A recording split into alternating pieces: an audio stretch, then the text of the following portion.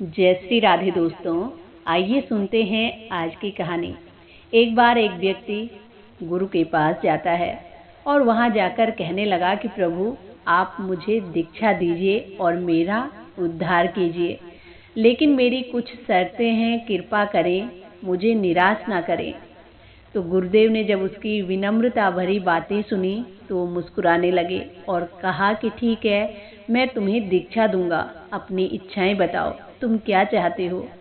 तो वो व्यक्ति अब चरण स्पर्श करते हुए कहने लगा कि गुरुदेव, मैं शराब पीना नहीं छोड़ सकता, लेकिन मैं भजन करना चाहता हूँ, मैं धर्म के मार्ग पर चलना चाहता हूँ, आप मुझ पर कृपा कीजिए।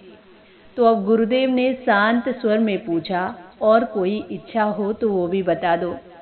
तो वो अब झिझकते हुए कहने लगा कि मैं अपने सिर पर चोटी भी नहीं रखना चाहता।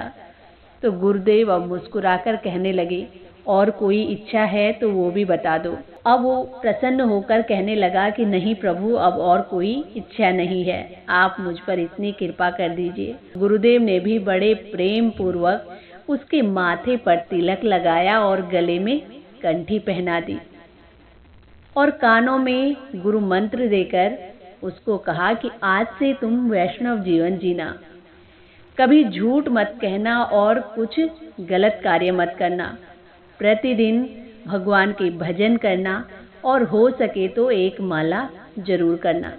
ये सुनकर वो बड़ा खुश हुआ।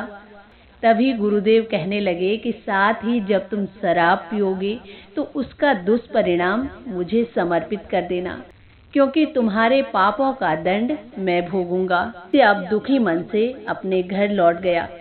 घर पहुंचते ही जब परिवार के सभी सदस्यों ने उसे देखा तो उसके मस्तक पर तिलक लगा हुआ था और गले में कंठी पहनी थी। तो अब सब उसका सम्मान करने लगे, उसको अच्छी दृष्टि से देखने लगे और अब वो थोड़ा बहुत समय निकालकर भजन करने लगा, लेकिन उसने शराब पीना नहीं छोड़ा। एक दिन फिर से उसकी शराब पीने की इच्छा हुई, तो अब वो शराब की बोतल लेता है और गिलास में निकालकर पीने लगा। जैसे ही वो पीने लगा, उसी क्षण उसे अपने गुरुदेव की बोली हुई बात याद आ गई और उसके मन में विचार आया कि उसके दुष्कर्म का दंड उसके गुरुदेव को सहना पड़ेगा। और उसके मन में अब विचार आने लगा कि गलत कार्य मैं करूंगा और मेरे गलत कार्यों का परिणाम मेरे गुरुदेव क्यों भोगें। और इतना सोचते ही उसकी आंखों से आंसू निकलने लगे। अगले ही दिन वो अपने गुरुदेव के पास जाता है और उनके चरणों में गिरकर रोने लगा। तभी गुरु पूछने लगे कि क्या हुआ, क्या मैंने तुम्हें कुछ कठिन कार्य करने के लिए कह दिया।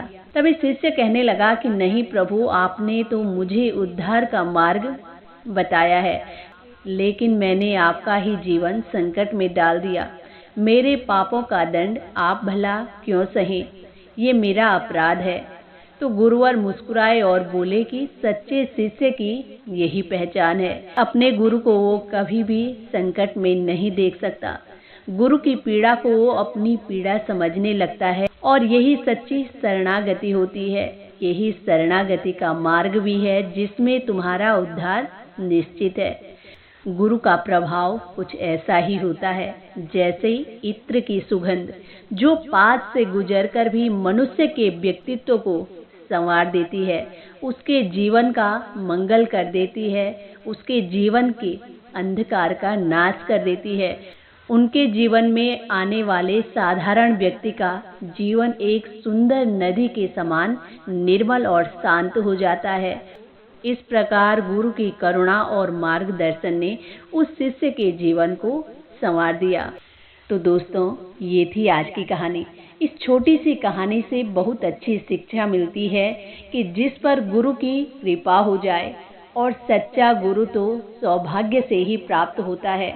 जब किसी के जीवन में वो पल आता है तो उसके जीवन का मंगल हो जाता है, चाहे उसने अपने जीवन में कितने ही पाप किए हों, कितने ही बुरे कर्म किए हों, चाहे वो गलत मार्ग पर चल रहा हो। लेकिन जैसे ही हमें एक सच्चे गुरु की प्राप्ति होती है तो हमारे जीवन का उद्धार हो जाता है और हम कभी भी गलत कार्य नहीं करते।